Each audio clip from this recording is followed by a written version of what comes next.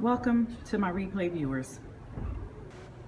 Hey everybody, it's Sex Dr. Heather joining you today with, hold on, I have to turn the camera around. No. All right. Hey guys, me too. It's Jeanae. It's Jeanae-The, your neighborhood sexologist. Friendly neighborhood sexologist. What'd you say?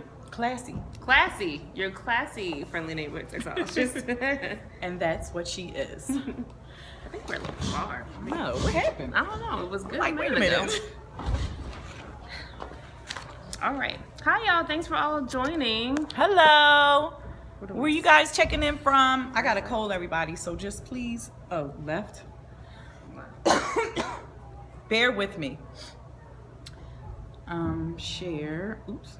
Share. Sorry, I'm trying to share this with the people who are my Hey, followers. everybody joining in. Tell us where you're joining in from.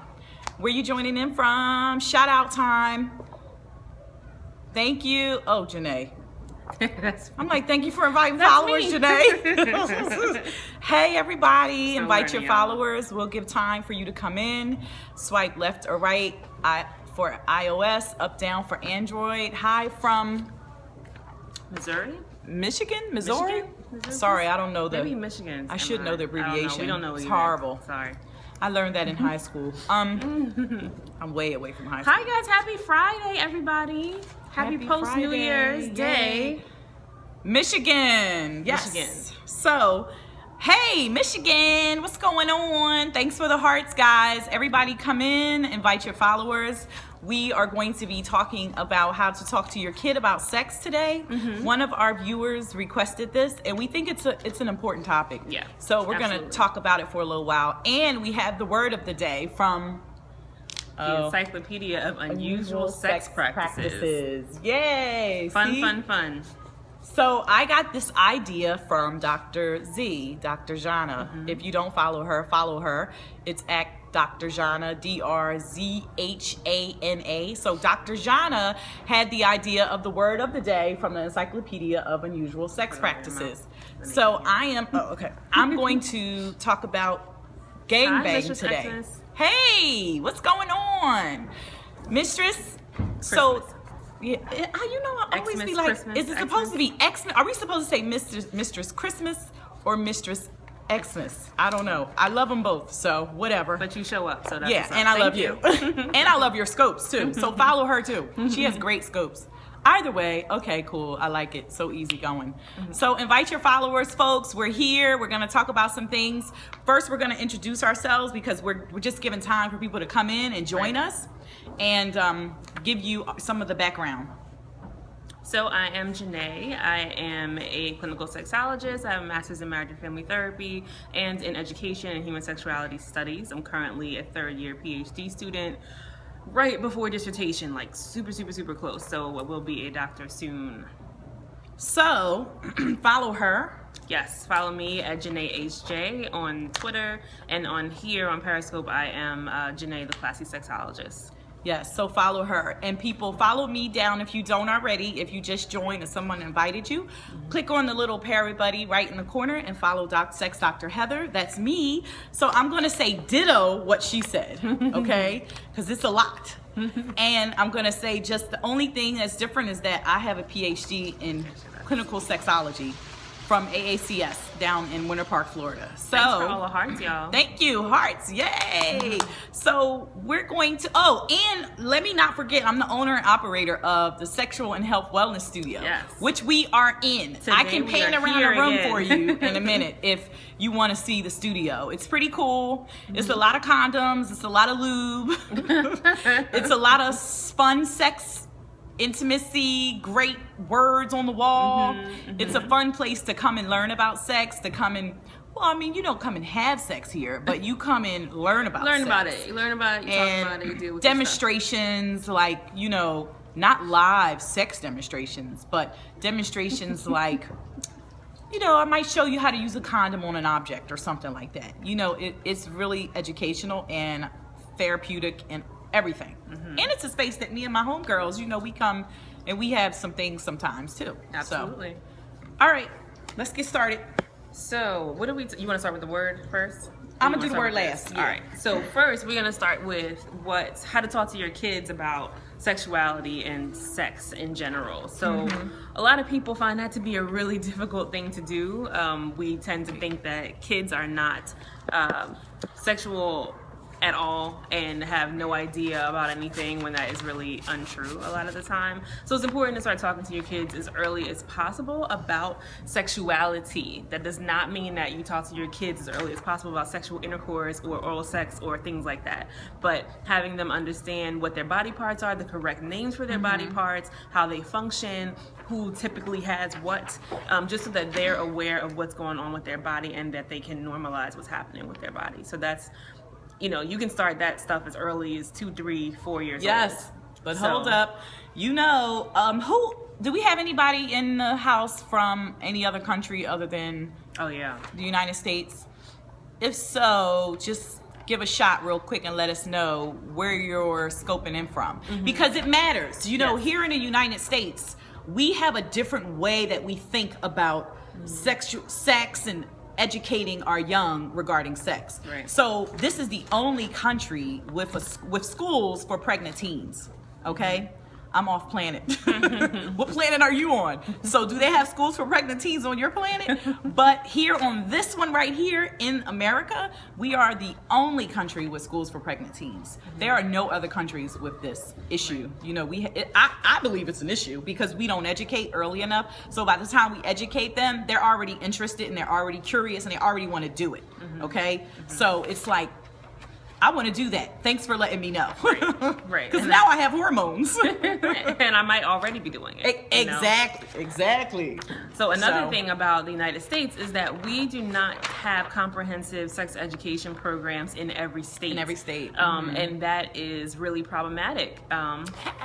Because people actually need to know, kids need to be educated about that, and we need to stop avoiding it, because in those same areas then we have higher rates of STDs, higher rates of teen pregnancy, just a lot of different things going on that are not healthy for our children. It's really because they don't know, they're uninformed, so they're just finding out from each other and experimenting and reading stuff on the internet and not being formally educated. So it's really important, if the schools are not doing it, for you to be doing it in home with your children, your friends' children, or talking to their parents first, of course, before you start talking to your kids about sex. But, just being as transparent as possible is really, and if you're uncomfortable, maybe you want to seek some help from a therapist. How to talk to your kid about sex.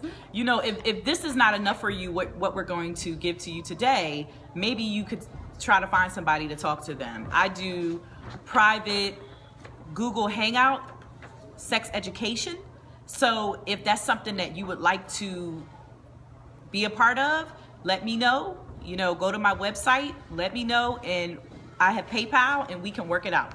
So also, I wanted to say that when kids do get education in school, it's the scare tactic. Right. It is just, let's show you what herpes looks like, and don't do this because you're going to get it, or be abstinent.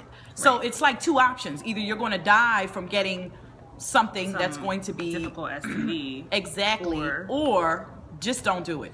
So it's just really, it's disheartening as a sex therapist, because I'd like for there to be more time spent around this, because I think this could be the root to a lot of the problems we have here in the States. Absolutely. If we would just, and sex is everywhere. Sex everywhere. is everywhere. We are inundated on a daily basis with sexual content. Us as adults, our kids, we're exposing our kids to content that they probably should not be exposed to. And I say that not because I think that the content is good or bad, but I say that because young people are not necessarily emotionally and mentally ready to handle certain things. Yes. So you have to ease them into certain content instead of just exposing them to everything because you're watching it, so then they get to watch it too. Yes. They need a technical. I'm not sure what you mean by that. I don't know what that means. So it's, I agree. I feel like parents don't speak with, my mom didn't talk to me, so I'm a product of not having education around this. So I'm very adamant about when I have clients with kids and they come in and they tell me, oh, I'm going to have the talk, they're turning 13. And I'm like, what? Turning 13? So I like to hear out there in our audience, what do you think is an appropriate age for you to talk to your child about sex. And we're not talking about intercourse. Right. We're talking about everything. We're talking about intimacy, sexuality, pleasure. I mean, the whole thing. Right. Okay? So just curious, not what? 9? Okay. I wonder why 9. I say 2. Oh, the age. Yeah. Okay. I say 2. I say 2 because it has been proven in other countries. I think it was Sweden, I want to say.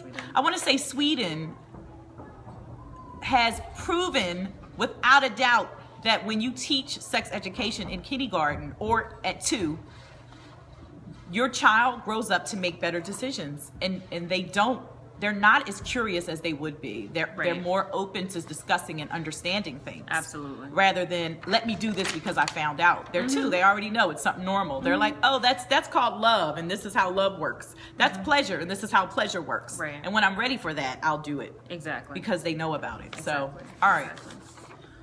Talking to your children, we have a few bullet points that we're going to read to you. So you want to do every other one? Yeah, go ahead.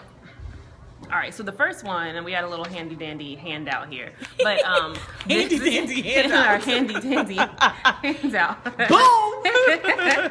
All right, so the first one is answer questions when they come up. Don't put them off or say, I'll tell you when you're older. Your child may not ask again. And that is really, really, really relevant because when it comes up, it's on their mind. So one, kids have a short attention span sometimes. So if they ask you then, they might not remember that they even asked you that, 2-3 months down the line. So, or it might not come up in the same way. They might not have that same trigger event that might have made them ask you. So when they ask you, just give them an answer and tailor it, of course. Tailor it to what their age to what their age group is, because you don't want to tell them too much information, but you definitely need to answer your kids and stop lying to them about everything. People lie to their kids all the time. And I don't know Thank you for what sharing. that is. Yes. I don't know why we lie so much to our children, but don't do that. Try to But tell I them the gotta truth add as to much this. as possible. If they come to you and you said, I'll tell you when you're older, you don't know.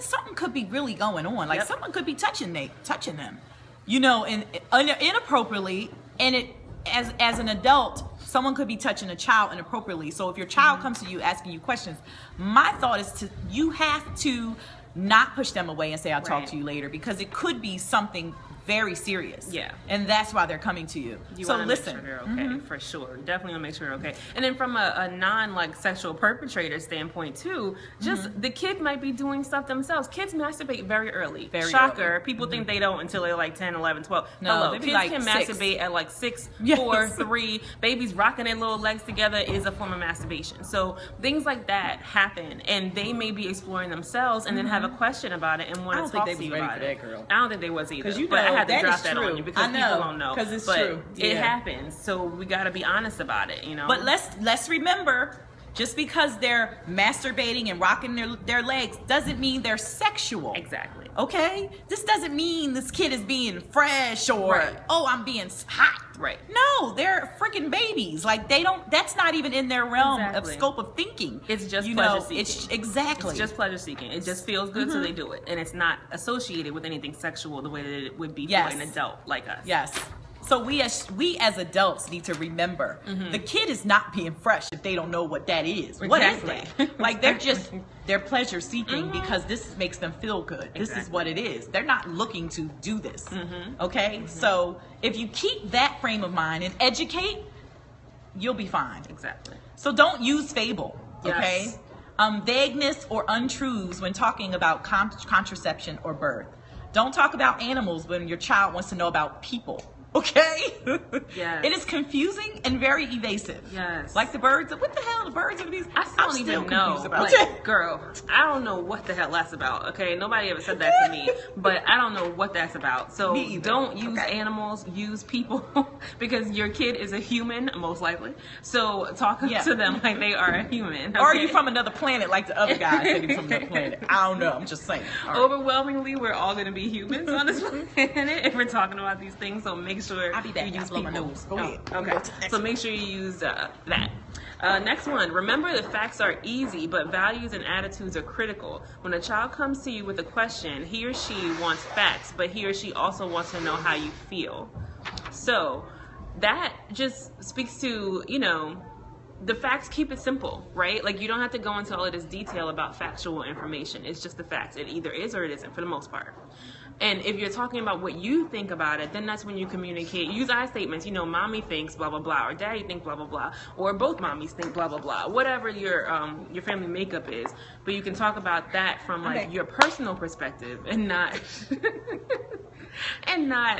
making it seem like those things are fact, because fact and opinion are two different things. Bam, boom. Remember that, okay? Do not be afraid of providing too much information will confuse or overstimulate your kid. Your child will time out. He is not ready to absorb information, just too much information. The greater danger may be that a long, complicated answer can discourage him from ever asking again, or her. So we're being very heteronormative here, and it's okay. So we're just going to put that little disclaimer in there. And gender normative, you know. We skipped one, so I'm gonna move back. But listen carefully to all questions. Make sure you understand what your child is asking, then respond directly to the question being asked. A lot of us have a problem with being long-winded. I'll raise my hand. Sometimes I'm a little bit long-winded too. Well, especially if you're nervous. Exactly. It may make you uncomfortable, whatever they're asking you. You have all this context around it because you're an adult or you're an older person. But you don't have to give kids that much information. They don't need it. So it speaks to what Heather was just saying about they time out or they tune out. They don't care. They want to know yes or no. Is that a penis? Is that a vagina? Is it somewhere in between? Whatever. Like, they just want to know whatever that detail is in that moment. They don't need all that extra stuff around it. Or what's inside of my body? How does this work? What's squirting out when I'm having a dream in the middle of the night? I mean, like, you know, you gotta. So how do you talk to young 15 and 16-year-old mothers about how to talk to their? Exactly how we're telling you how to talk to them. This is the same. When you're 15 and 16, you probably don't have a lot of education yourself. So I do understand that question. So they need to become educated first.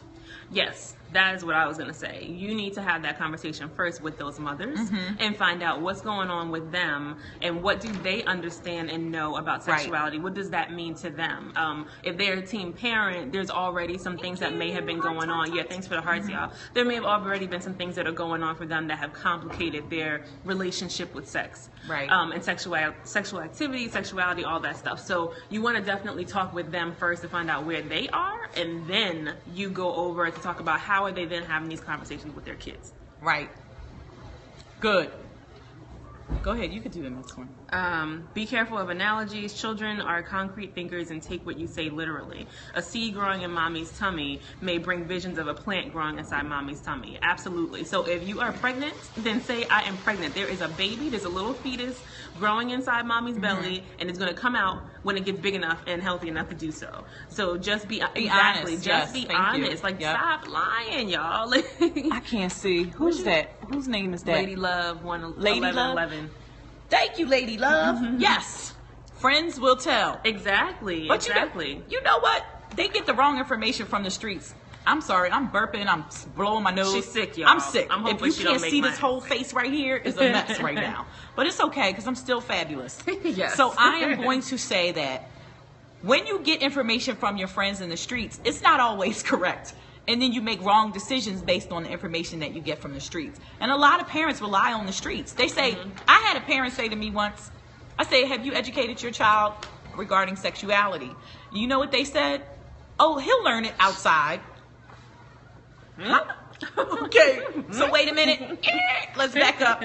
And that's where we started. So, all right, so I'm going to keep going because we're kind of running out of time. Go ahead. Use correct terms. Like we just said, give your child the vocabulary he or she needs to continue asking questions. The correct vocabulary. Use the big word if that's the word. And if they don't understand, let's define it a little bit longer. And there's a lot and they bring home a child. You're right. Yeah. You're right. There's a lot of terms for, like, there's a lot of different words for a vulva or a vagina that are still accurate and are not slang that you can use. But you should actually be using the word that it actually is, because you want your kid to be able to describe what's going on for them accurately. Someone asked what would, you said you just got on, and what's a good age to start talking to your child about sex. So let's be clear again, we're talking about sexuality as a whole. If we're talking about sexual activity, I would say you want to start talking about that when you start to see signs that your kid is becoming more sexual, like they're maybe they're around puberty age, and you want to start talking about what actually happens between two people if they're having sex. But in terms of talking about sexuality in general, like your body parts, identifying things, functions, things that will happen, you can start that as early as possible. I had no clue. Yeah. You know, that's what happens a lot because you don't know. Right. Thank you for that. Who ever shared that? I couldn't see your name because the phone is too far away, but I do know that this is why it's so important, because people are molested, people are touched by other children because they don't know. They're curious. So if you know, can you imagine? Oh, wait a minute. Let's say this. So if you know predators, child predators, look for children who are clueless. Look for children who use words like tata and nene and purse and pocketbook and all that kind of stuff. Mm-hmm. You know why? Because they know their parent didn't educate them. So they go after those kids who don't know the correct terms. Yeah. All right. That got me hyped for a minute. All right. So use age-appropriate pictures in books. Be sure to screen them carefully and make sure you approve of the values they represent. That's pretty self-explanatory. Use teachable moments, TV programs, and we have plenty of those. Yes. And if you're watching Netflix, Hulu, you can put it on pause. Thanks for the hearts, guys. Share with your friends, left or right, up or down. Visit to zoos, and pregnant friends can also provide opportunities, yes, to share information. Absolutely. And discuss attitudes and values. So important. Oh my gosh. So not only are you discussing sexuality, but you're discussing attitude and values around sexuality, okay, and decisions. Because your kids learn from you. So if you are very uptight about sexuality related stuff, your kids are going to end up being uptight about it to a degree, because they see how you react to it, and they can understand, whether you say it outward or not, that you're uncomfortable in some way with that topic. Right. So you have to be careful and kids do what you do, not what you say. So they Exactly. model after you. So be careful about those things. Yes, that's so true. Children learn by observation. Exactly how you express your attitudes non-verbally is important. That's what I just said. I didn't even read that off the paper. That was just my own idea. Bam. So it's okay, because these are all our own ideas. We just have something to read from, because these are things that we already know.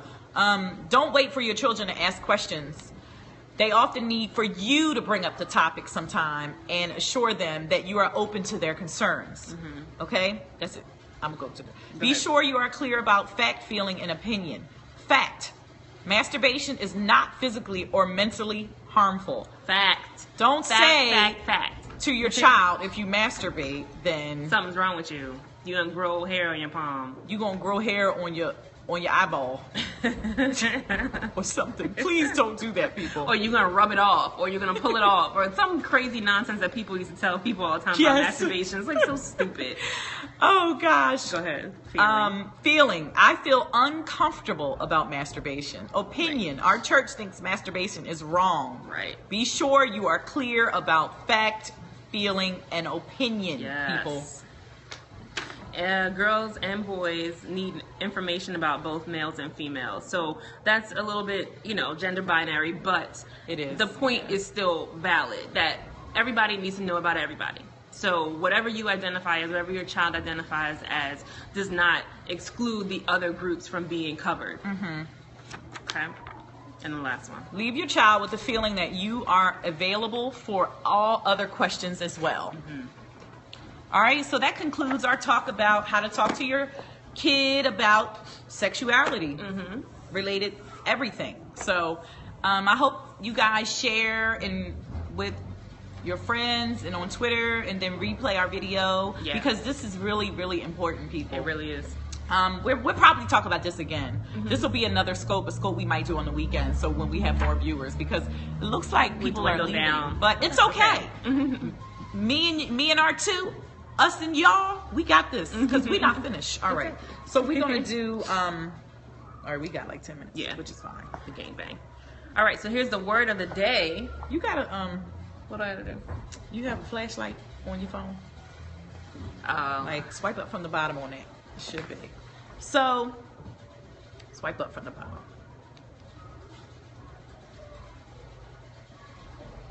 Girl, she has to help me, because I don't know how to use half this stuff. I'm sorry. Help the girl,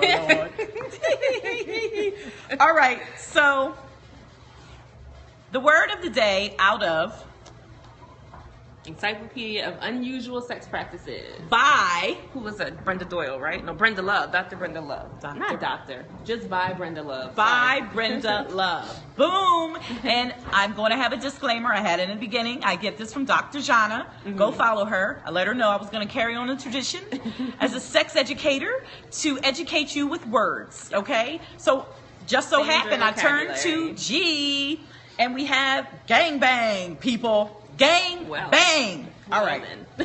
A gangbang consists of serial sex with more than 2 partners. A few claim that this may possibly be the type of sex for which our bodies are physiologically designed. Oh. Can you believe that? This assumption is based on the difference in average time for orgasm between men and women.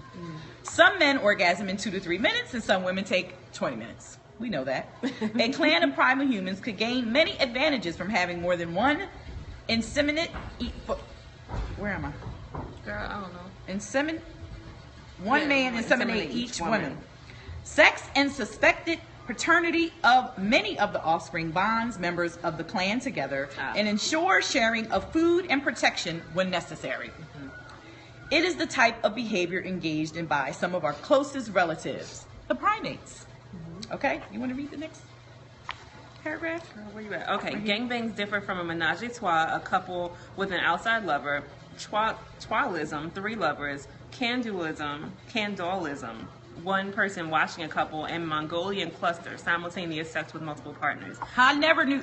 We didn't know. We're sex therapists, sex educators, and I've never ever heard of a Mongolian cluster. Never. I'm like, what? Never Is that an old term? See, each one reach one, right? Yeah. Each one teach one. Okay, the term is frequently used in rape situations where there is more than one rapist. However, it can also be organized and consensual. There is a group in San Francisco area that allows women to select sex partners from a photo album. Oh. The coordinator then calls the men selected and invites them to participate in a private party. Those attending are then able to meet the woman and decide whether, and decide whether to participate or to leave. So, yeah. So that's pretty much. People take turns, blah, blah, blah.